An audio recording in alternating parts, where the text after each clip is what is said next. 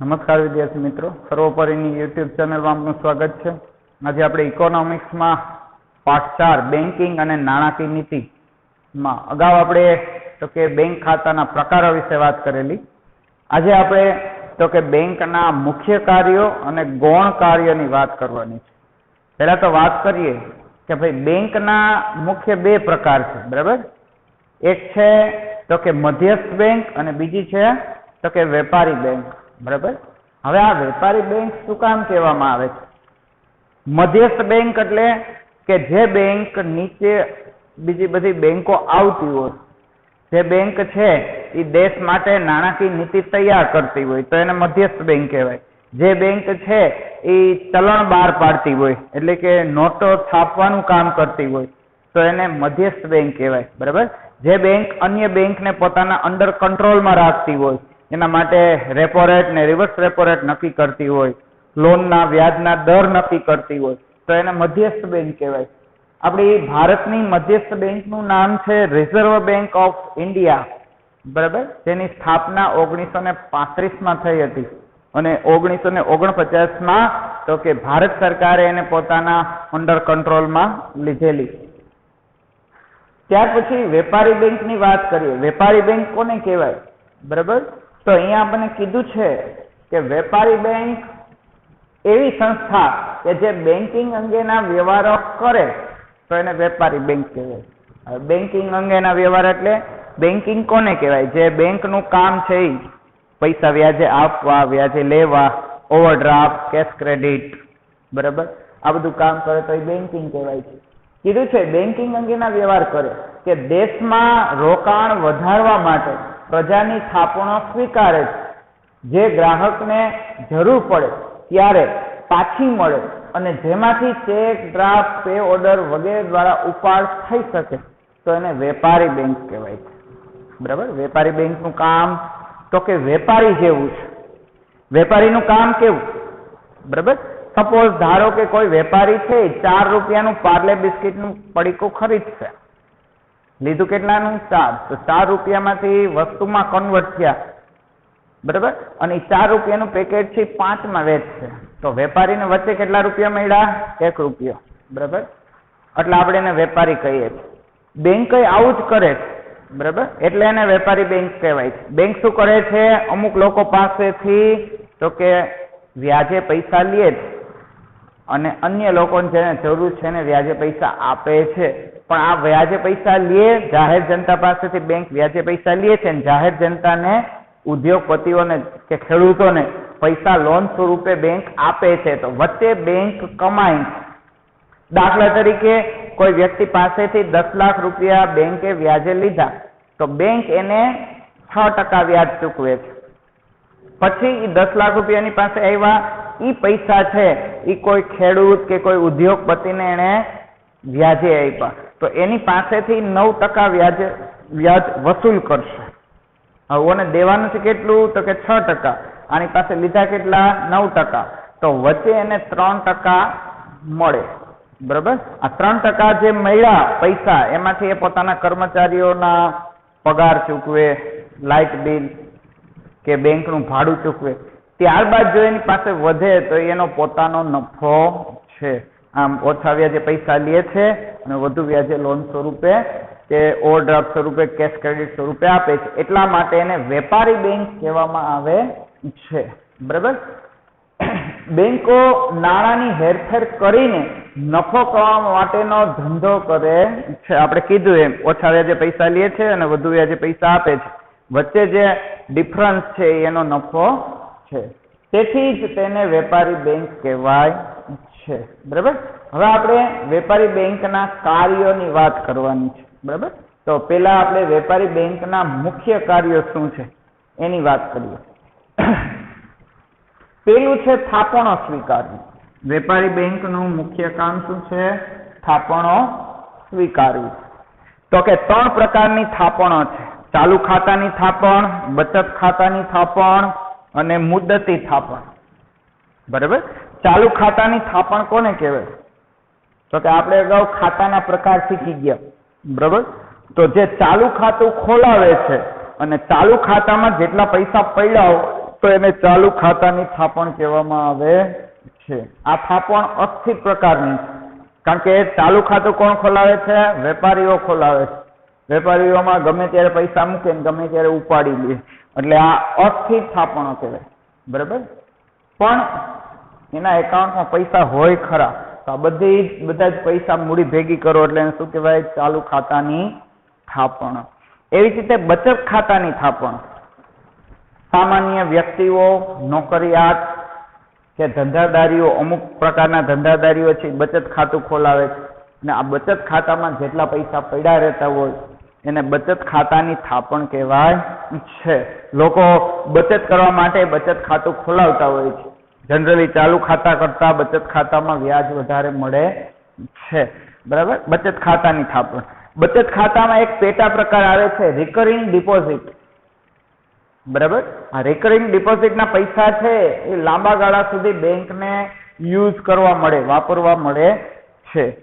Recurring ડિપોઝિટમાં શું છે કે કોઈ લોકો એક સાથે નહીં પણ કટકે બચત કરવા ઈચ્છતા હોય તો એ રિકરિંગ ડિપોઝિટ ખોલાવી શકે. રિકરિંગ ડિપોઝિટ છે એ બચત ખાતાનો પેટા પ્રકાર છે. કોઈ વ્યક્તિ છે દર મહિને 500 રૂપિયા બચાવવા માંગતો હોય તો રિકરિંગ ડિપોઝિટ ખાતું ખોલાવી શકાય. દર મહિને 1 થી 5 તારીખમાં 500 રૂપિયા નાખી દેવાના. બરાબર. 5 વર્ષ પછી બધા પૈસા એને એકી સાથે વ્યાજ સહિત મળે છે.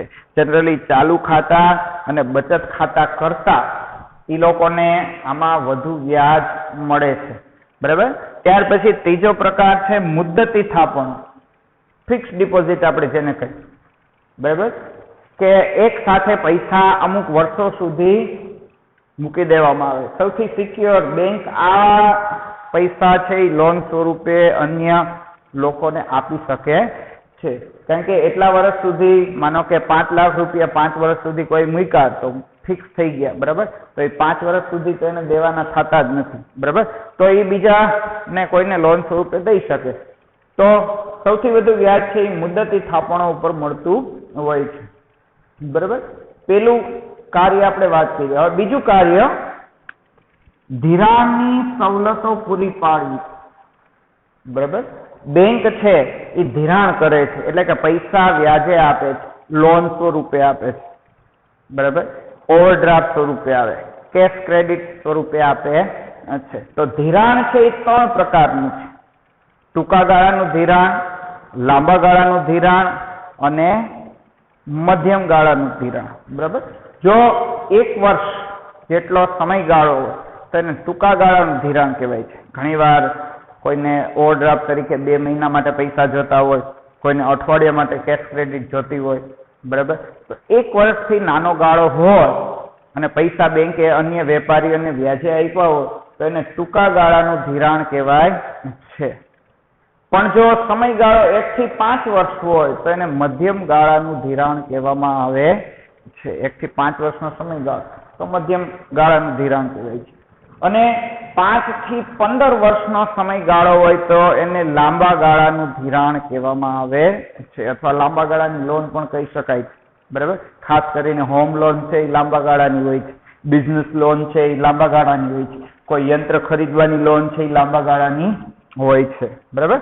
ત્રીજું કાર્ય છે ચૂકવણી અને ઉપાડની સવલત પૂરી પાડવી. બરાબર. શું કરવું? ચૂકવણી અને ઉપાડવી. બરાબર. બેંકમાં જે લોકો પૈસા જમા કરે છે, અલગ અલગ ખાતા ખોલાવે છે અને બેંકમાં પૈસા જમા કરે છે, તો એ પૈસા છે એ તમે ઉપાડી શકો, એટલા માટે ચૂકવણી અને ઉપાડની સવલત આપે છે. બેંકમાંથી તમે અલગ અલગ પ્રકારે પૈસા ઉપાડી શકો છો.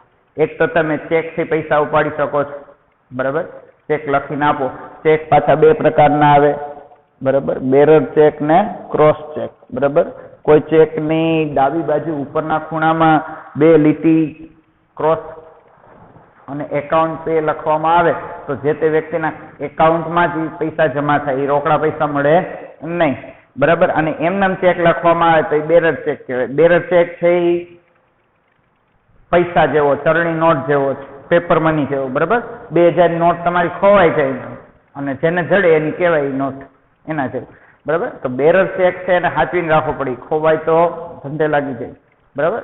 એટલે ચેકથી તમે પૈસા ઉપાડી શકો. બીજું ઉપાડ ચિઠ્ઠી. જેને ઇંગ્લિશમાં વિડ્રોલ ફોર્મ કહેવાય છે. જનરલી ગુલાબી કલર રાખવામાં આવે છે, એનો ગુલાબી કલરનું ફોર્મ હોય છે, વિડ્રોલ ફોર્મ કહેવાય છે. વિડ્રોલ ફોર્મથી પણ તમે પૈસા, પણ એમાં લિમિટ છે. 5000 થી ઓછી રકમ ઉપાડવી હોય તો તમે વિડ્રોલ ફોર્મથી ઉપાડી શકો છો, પણ 5000 થી મોટી રકમ હોય તો તમારે ચેકથી જ ઉપાડવી પડે. આ સિવાય તો કે એટીએમ માંથી પૈસા ઉપાડી શકો છો, એમાં પણ લિમિટ છે. જે તે બેંકનું જ એટીએમ હોય તો 25000 સુધી તમે ઉપાડી શકો છો, પણ અધર બેંકના એટીએમ માંથી તો કે 10000 રૂપિયા જ ઉપાડી શકાય છે. બરાબર, એટલે અલગ અલગ રીતે પૈસા છે તે ઉપાડ કરી શકાય છે. બરાબર, પછી ચોથું કાર્ય શાક સર્જનની કામગીરી. બરાબર, બેંક શું કરે છે? શાક સર્જન કરે છે.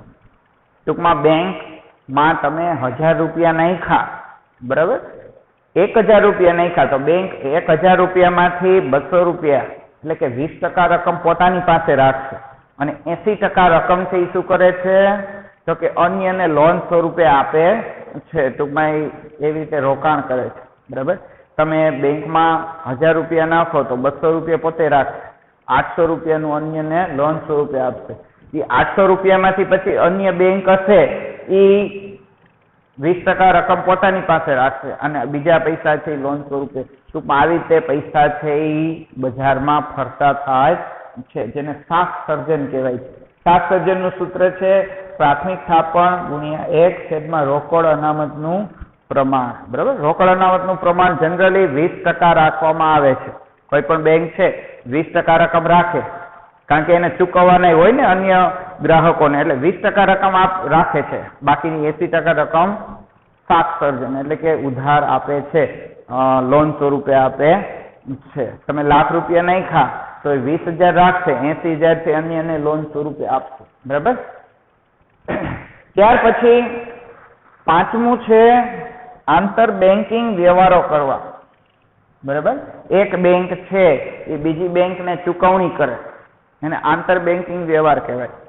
ઘણીવાર એક વેપારીનું ખાતું છે બેંક ઓફ બરોડામાં હોય અને સામેનો વેપારી હોય એને ચૂકવણી કરવાની હોય, એનું ખાતું છે એ એસબીઆઈમાં હોય, તો બેંક ઓફ બરોડાનો ચેક છે એસબીઆઈ ના જે તે એકાઉન્ટ હોલ્ડર ઉપર લખવામાં આવે છે. એટલે અન્ય બેંકનો ચેક અન્ય બેંક સ્વીકારે છે, ના પાડતા નથી, તો એને આંતર બેન્કિંગ વ્યવહારો કહેવામાં આવે છે. બરાબર, આ સિવાય આપણે એને શું કહીએ, ચેક ક્લિયર થયો કે નહીં, કારણ કે એ લોકો જોવે. બરાબર, કે ચેક એના ખાતામાં પૈસા છે કે નહીં, પછી જ ટ્રાન્સફર કરે, એટલે આંતર બેન્કિંગ વ્યવહાર કહેવાય. આ સિવાય તો કે એક બેંકને પૈસાની જરૂર પડે તો અન્ય બેંક પાસેથી પૈસા લઈ શકે છે. બરાબર, જેને કોલ મની કહેવામાં આવે છે. પણ એમાં વચ્ચે તો કે આપણે આરબીઆઈ છે એ મધ્યસ્થી કરે છે. બરાબર, જે રિઝર્વ બેંક છે એ મધ્યસ્થી કરે. કોઈ બેંકમાં સમજી લો અચાનક 2 કરોડ કોઈને ચૂકવવાના થયા, સપોઝ યુનિયન બેંકમાં 2 કરોડ રૂપિયા ચૂકવવાના થયા, તો યુનિયન બેંક છે એ અન્ય બેંક પાસેથી, એની પાસે નથી પૈસા તો અન્ય બેંક પાસેથી લોકલમાંથી મંગાવી શકે પૈસા. બરાબર, બદલામાં એનું નજીવું વ્યાજ એને ચૂકવવું પડે, પણ વચ્ચે તો કે રિઝર્વ બેંક મધ્યસ્થી કરે છે. રિઝર્વ બેંક એને પૈસા પૂરા પાડે છે. બરાબર, તો એને આંતર બેન્કિંગ વ્યવહારો કહી શકાય. આપણે મુખ્ય કાર્યો જોયા. હવે બેંકના આપણે ગૌણ કાર્યો છે એની પણ વાત કરવાની છે. ગૌણ કાર્યો એવા છે કે જે ફરજિયાત નથી. મુખ્ય કાર્યો છે દરેક બેંકને કરવા જ પડે છે, પણ ગૌણ કાર્યો ફરજિયાત નથી, પણ છતાં અત્યારે સ્પર્ધા એવડી છે, કોમ્પિટિશન એવડી છે કે ગૌણ કાર્યોમાં પણ બેંકો એટલું ધ્યાન આપે છે. બરાબર, એમાં પેલું છે ગ્રાહકોના એજન્ટ તરીકે અને ઉપયોગી સેવાઓ પૂરી પાડવાનું કાર્ય. બેંક છે એ ગ્રાહકના એજન્ટ તરીકે કામ કરે છે.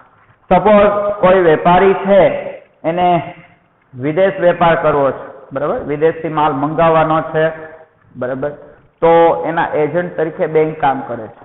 વિદેશથી વસ્તુ ઉધાર લેવી હોય તો મળી જાય, પણ એના માટે શું કરવું પડશે તો કે જે તે વેપારીને બેંક પાસેથી સદ્ધરતાનું પ્રમાણપત્ર લેવું પડે. બરાબર, તો જ સામેનો વેપારી એનો વિશ્વાસ કરશે. સપોઝ માની લ્યો કે તમારે જર્મનીથી કોઈ 2 કરોડનું યંત્ર લેવું છે પણ તમારી પાસે અત્યારે 50 લાખ જ છે, 1.5 કરોડ બાકી રાખવાના છે 5 મહિના માટે. 5 મહિના પછી તમે એને ચૂકવણી કરશો તો એ ઉધાર યંત્ર ક્યારે દે? વિદેશી વેપારી છે તમને જોયા નથી તો તમારો વિશ્વાસ કેમ કરે? તો કે બેંક છે એ મધ્યસ્થી કરે. બેંક છે એ વેપારીનો એજન્ટ બને. બેંક એને રિક્વેસ્ટ કરે કે ભાઈ આ વેપારી જો પૈસા નહીં દે તો અમે આપી દઈશું, તમે એને યંત્ર પૂરું પાડો. અને બેંક છે એ વેપારીનો એજન્ટ એમનેમ ન બને. બેંક શું કરશે? એની પ્રોપર્ટી છે એ ગીરવે પોતાની પાસે રાખશે. કદાચ જો એ વ્યક્તિ ભરે નહીં તો એની પ્રોપર્ટી વેચીને પણ બેંક પેલા વ્યક્તિને આપી દે. એટલા માટે સામેની વ્યક્તિ ભલે તમને જોયા ન હોય, સામેની વ્યક્તિને ક્યારે વિશ્વાસ આવશે કે વચ્ચે બેંક મધ્યસ્થી કરે છે. એટલે આવી રીતે બેંક છે એજન્ટનું કામ કરે છે. વિદેશ વેપારમાં તો કે સદ્ધરતાનું પ્રમાણપત્ર આપે કે ભાઈ આ વ્યક્તિ નહીં ચૂકવે પૈસા તો બેંક તમને પૈસા પૂરા પાડશે. બરાબર? તો એજન્ટ તરીકેનું કામ કરે છે. આ સિવાય બીજી ઉપયોગી સેવાઓ પણ પૂરી પાડે છે, જેમ કે લાઇટ બિલ ભરવાનું છે, ઇન્કમ ટેક્સ ભરવાનો છે. બરાબર? તો આવી ઘણી બધી ઉપયોગી સેવાઓ. આ સિવાય તો કે એટીએમ છે. બરાબર? એટીએમ થી તમે પૈસા ઉપાડી શકો, ખોટી ન થવું, બેંકમાં જવું નહીં, ચેક ભરવા નહીં, વિડ્રોલ ફોર્મ ન ભરવા, સીધા એટીએમ થી પૈસા તમે કાઢી શકો છો. તો આવી ઘણી બધી સેવાઓ બેંક આપે છે. બરાબર? આ સિવાય તો કે બીજું છે બદલાતા જતા સમય સાથે આધુનિક સેવાઓ પણ બેંક પૂરી પાડે છે. બરાબર? હવે તો તમે બેંકમાં જઈને ડીમેટ ખાતું ખોલાવી શકો છો. ડીમેટ ખાતું એટલે શેર, ડિબેન્ચર, બોન્ડ એની ઓનલાઈન લેવેચ કરવી હોય તો તમારે ડીમેટ ખાતું જોઈએ. ડીમેટ ખાતું ક્યાં ખુલે? તો કે હૈદરાબાદની NSDL સંસ્થામાં અને મુંબઈની CDSL સંસ્થામાં ડીમેટ ખાતું ખુલે. બરાબર? આપણે કેમ ફેસબુકમાં એકાઉન્ટ જોતું હોય તો ફેસબુકનું મુખ્યાલય તો કે અમેરિકામાં પણ છતાં આપણે ઓનલાઈન ખાતું ખોલાવી શકીએ. એમ શેરની ઓનલાઈન લેવેચ માટે તો કે બેંકમાં ડીમેટ ખાતું ખોલાવવું પડે. તો બેંક છે એ આ ડીમેટ ખાતું ખોલવાની સુવિધા આપે છે તમને. બરાબર છે? આ સિવાય તો કે બેંક નેફ્ટની સુવિધા આપે છે. 11મા ધોરણમાં આપણે BA માં આવી ગયું છે. નેફ્ટ કોને કહેવાય? નેફ્ટ એટલે નેશનલ ઇલેક્ટ્રોનિક ફંડ ટ્રાન્સફર. બરાબર? 2 લાખ સુધીની રકમ છે એ ઓનલાઈન પૈસા કોઈ વેપારીના ખાતામાં નાખવા છે 2 લાખ સુધી. બરાબર? તો આ નેફ્ટ થી પૈસા ઓનલાઈન ટ્રાન્સફર થઈ જાય છે 2 લાખ સુધીની રકમ હોય તો. બરાબર? જેને નેશનલ ઇલેક્ટ્રોનિક ફંડ ટ્રાન્સફર કહેવાય છે, NEFT, નેફ્ટ. બરાબર? એના જેવી જ સુવિધા છે RTGS. 2 લાખથી મોટી રકમ હોય તો તમે RTGS કરી શકો, રિયલ ટાઈમ ગ્રોસ સેટલમેન્ટ. જે તે સમયે જ પૈસા છે એ વેપારીના ખાતામાં ટ્રાન્સફર થઈ જાય છે, એટલે રિયલ ટાઈમ ગ્રોસ સેટલમેન્ટ કહેવાય છે. તો બેંક RTGS ની પણ સુવિધા આપે છે. ઘણી વાર બેંક બંધ થઈ જવાની હોય કે એનો બેંકનો સમય તો કે હિસાબ કિતાબનો સમય અલગ હોય અને બેંક ખુલવાનો સમય અલગ હોય. 3 કે 4 વાગે બેંક બંધ થઈ જાય પણ તે પછીના ટાઈમમાં જઈને તમે RTGS કરી શકો છો. તો આ નેફ્ટ છે અને RTGS છે એના કોર સર્વિસ કહેવાય છે. શું કહેવાય છે? Core service. કોર એટલે centralise online real time exchange. બરાબર? Centralise online real time exchange કે પૈસા છે એ તમારા ઓનલાઈન જ ટ્રાન્સફર એક ખાતામાંથી બીજા ખાતામાં થઈ જાય છે. તો નેફ્ટમાં ક્યાં સુધી થાય છે? 2 લાખ સુધી. અને 2 લાખથી મોટી રકમ હોય તો RTGS માં થાય છે. બરાબર? તો આવી હવે તો તમે જુઓ કે બેંક છે એ તમને વોલેટની પણ સુવિધા આપે છે. તમે ઓનલાઈન બિલ ભરી શકો છો, DTH રિચાર્જ કરી શકો છો. બરાબર? મોબાઈલમાં રિચાર્જ કરી શકો છો. આ સિવાય ઇલેક્ટ્રિક બિલ ભરવા હોય PGVCL ના તો ભરી શકો છો. બરાબર? ગેસનો બાટલો છે ઓનલાઈન એના પૈસા ભરવા હોય તો ભરી શકો છો. આ બધી સુવિધાઓ બેંક આપે છે. અને બેંકની પોતાની અલગ અલગ એપ્લિકેશન પણ છે. HDFC ની પેઝઅપ નામની એપ્લિકેશન છે, પછી ચિલ્લર નામની એપ્લિકેશન છે. બરાબર? પછી આપણે SBI ની યોનો નામની એપ્લિકેશન છે, બરાબર. પછી યસ બેંકની પેટીએમ નામની એપ્લિકેશન છે. તો દરેક બેંકો પોતાની એપ્લિકેશન પણ ચલાવે છે, બરાબર. બેંક ઓફ બરોડાની બરોડા ફાસ્ટ નામની એપ્લિકેશન છે, બરાબર. તો આવી બધી ઓનલાઈન સુવિધાઓ પણ બેંકો આપવા લાગી છે. આજે આપણે વેપારી બેંકોને કહેવાય, વેપારી બેંકના મુખ્ય કાર્ય અને વેપારી બેંકના ગૌણ કાર્યોની વાતચીત કરેલી છે, બરાબર. અને એ જ પ્રશ્ન આપણે લખવાનો છે, વેપારી બેંકના મુખ્ય અને ગૌણ કાર્યો છે એ સમજાવવાના છે, બરાબર છે. નમસ્કાર.